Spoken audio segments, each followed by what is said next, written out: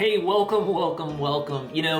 We're in this coronavirus season, right? A lot of people are working at home and you're a leader and you're trying to get people motivated and you're sitting there like, I'm just having a hard time getting people motivated. Maybe it's a business partner, maybe it's a coworker, maybe it's an employee.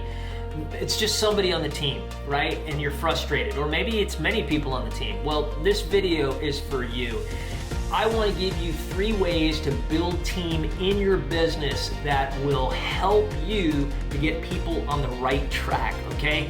You want to watch this video. I'm Brent Kenyock, and you're watching Home Values with Brent. Well, thanks so much for watching today. I want to just say, hey, smash that like button and that subscribe button so this can be shared with others. But I believe this will encourage you, build you up, and help you. Now, I want to start off with first saying you need to support one another's why. So often in life when we are working and we have employees or coworkers or whatever, it's somebody's working for me, right? And they can lose interest in what they're doing because they've lost sight of their why. Why am I doing this? And it feels like it's all about working for somebody else, but the key is to get somebody to also work for what that why is inside of them, to understand what's motivating them, what's helping them. And I think as leaders and as you take care of others, the goal is to draw that out of somebody so that they have that purpose when they come to a job. And I think when you put that into the culture, it's very powerful.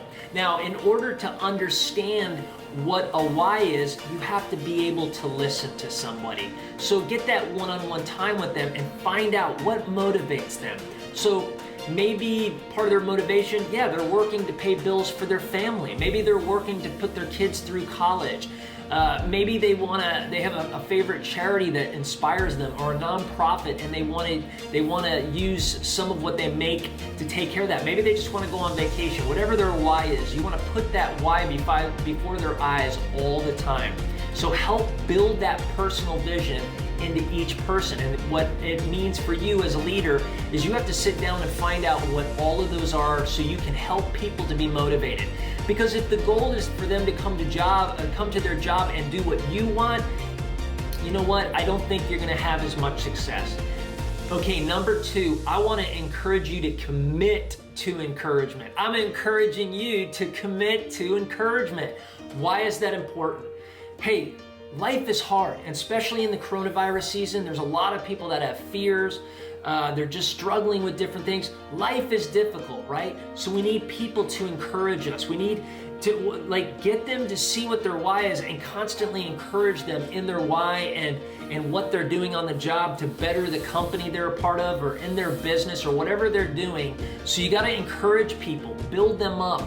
Don't tear them down, don't belittle them, encourage them, and just do so much of that. And that means you have to change what comes out of your mouth, right?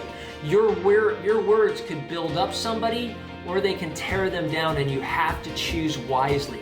But if you will encourage them, you will inspire the team. You will get that out of them. So I just want to encourage you, build them up. You can do this. Man, I'm going to tell you something. When you're a leader and you encourage people, it's going to stand out.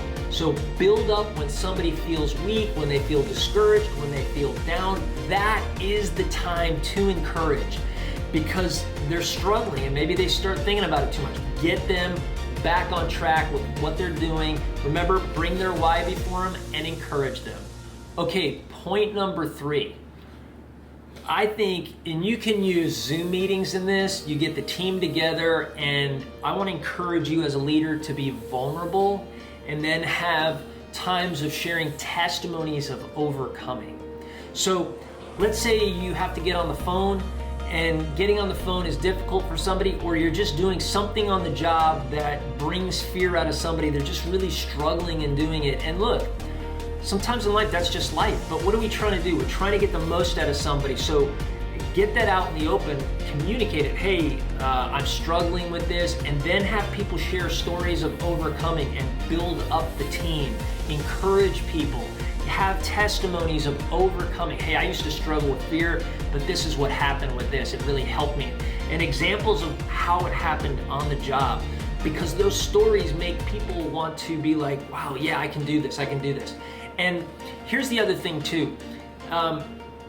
You want to speak to that area of weakness and say, hey, you're not fearful, you're courageous, you know? Speak the opposite of what somebody's struggling with.